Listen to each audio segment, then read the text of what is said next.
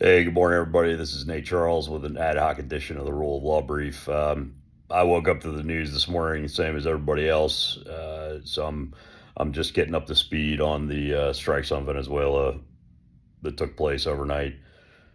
Much like the rest of you, I'm going to have more thorough analysis on this as the details come out. But for now, there are just a few things that we should address. One, it does appear that we have arrested President Maduro of Venezuela and his wife. They are currently missing, and according to statements by the President of the United States, we have arrested them. Um, so we are actually legally allowed to do that, when I say we, I mean the United States of America.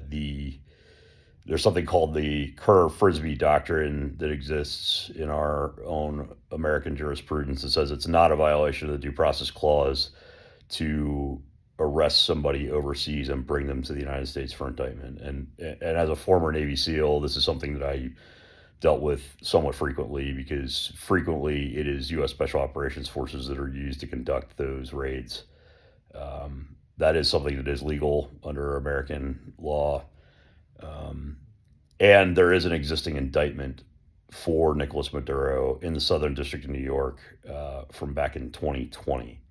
That was something that came out during President Trump's first administration. Now, that makes the arrest legal, but the evidence backing up the 2020 indictment is pretty thin. The Southern District of New York is arguably the most elite prosecutorial body in the United States. So I have some level of confidence that they put some intellectual rigor into this, but the publicly available evidence backing up the 2020 Maduro indictment is pretty thin. The United States might still have classified information or other evidence that backs it up. I just don't know. That stuff's not available at this point for me to analyze, but we'll probably come to find out more about that over the next few weeks.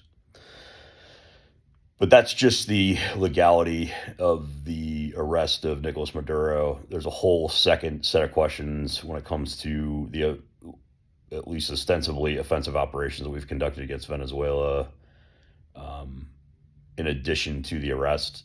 And there's a whole separate set of legal questions that go with that. I'm still looking into that, and it's not entirely clear what the legal basis is for the offensive operations against Venezuela, but we'll have more for you as that develops. Anyway, um, yeah, stay tuned. There's clearly going to be more to this, and yeah, I'm interested to see how it plays out.